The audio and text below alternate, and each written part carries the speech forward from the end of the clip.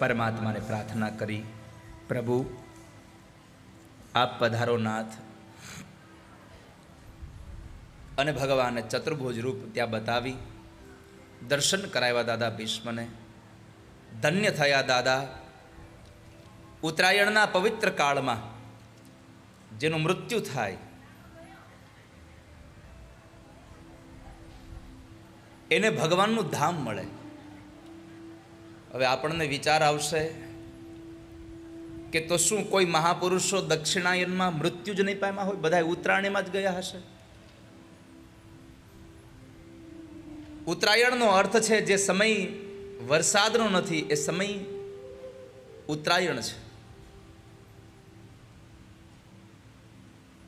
વરસાદના મહિના ન હોય એટલે આકાશમાં વાદળા ન હોય, અને જેના જીવનમાં વાસનાના વાદળા ન હોય એને ભગવાન મુક્તિ આપે છે. એ ઉત્તરાયણનો કાળ છે.